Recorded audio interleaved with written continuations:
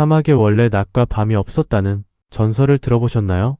끝을 알 수 없는 핏빛 황혼만이 지배하던 그 땅에서 죽음의 신 나크사르가 한 여인의 목소리에 처음으로 발을 멈춘 적이 있었습니다. 인간의 고통을 유흥으로 여기던 그 잔혹한 존재가 어째서 살육 대신 이야기꾼의 숨결을 지켜보게 되었는지 그 시작을 들려드리겠습니다. 아주 오래전 사막에는 낮과 밤의 질서가 없었습니다. 사막은 오직 끝을 알 수 없는 메마른 낮뿐이었지요. 그 땅에 눈먼 여인 샤라가 있었습니다. 샤라는 상인의 딸이었는데 그녀의 아버지는 딸의 눈을 고치기 위해 명약을 찾아 헤매다 인간이 결코 마셔서는 안 될 신들의 오아시스를 범하고 말았습니다. 그것은 가문 전체를 멸하는 어둠의 저주를 불러왔고 샤라는 가문을 덮친 검은 그림자를 거두기 위해 스스로 제물이 되어 나크사르의 신전으로 향했습니다. 샤라는 보지 못했으나 알 수 있었습니다. 신전의 돌바닥 위로 스며드는 것은 단순한 냉기가 아니었습니다. 그것은 거대한 정적, 사막의 어둠 그 자체이자 죽음인 나크사르의 등장이었습니다. 그는 검은 사막의 시면이자 모든 숨소리를 삼켜버리는 거대한 그림자였습니다. 인간이 감히 짐작할 수 없는 신화적인 위압감이 신전 전체를 짓눌렀지요.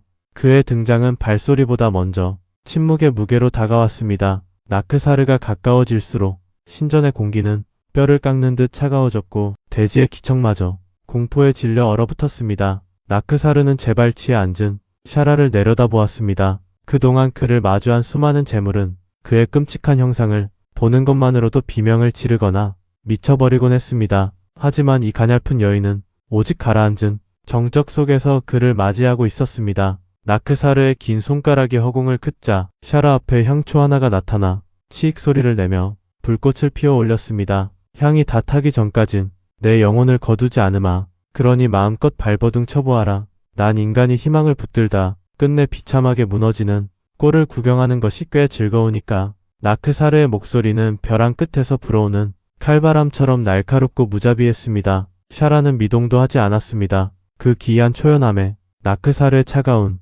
눈동자가 가늘어졌습니다. 나크사르는 침묵을 지키는 샤라를 향해 입을 열었습니다. 보지 못하는 것이 너에게 축복이 되었구나. 나의 형상을 보고도 내 영혼이 이토록 고요할 수 있겠느냐? 샤라는 보이지 않는 눈으로 허공을 응시하며 조용히 탑했습니다. 나크사르여, 당신은 제게 공포를 물으시나이까? 저는 당신을 보지 못하기에 당신이 내뿜는 그 지독한 고독의 무게만을 느끼고 있습니다. 당신은 인간이 죽음보다 더 두려워하는 것이 무엇인지 알고 계십니까?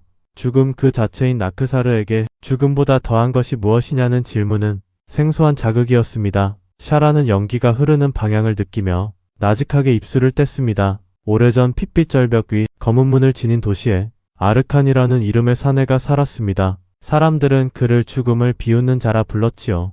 칼날이 목에 닿아도 웃었고 피가 낭자한 전쟁터에서도 눈 하나 깜빡이지 않았기 때문입니다. 그러나 나크사르 그 사내가 용감해서 웃었던 것이 아닙니다. 그는 사실 죽음보다 더 견디기 힘든 것을 품고 있었지요.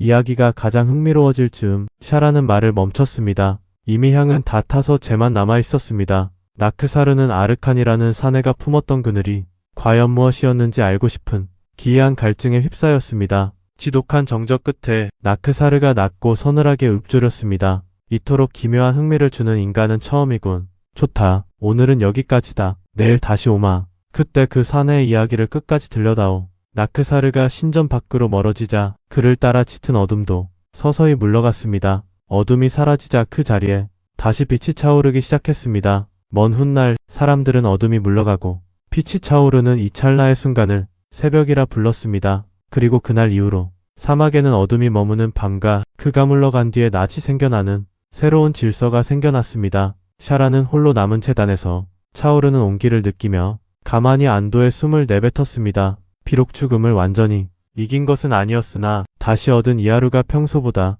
더 따뜻하게 와닿았습니다. 과연 아르칸은 망각의 문 앞에서 어떤 대가를 치러야 했을까요? 다음 이야기, 그가 그토록 지키려 했던 기억과 그 뒤에 숨겨진 잔혹한 진실을 들려드리겠습니다. 여러분 사막의 이야기꾼, 초타가 어떠하신가요? 여러분의 의견을 댓글로 남겨주세요.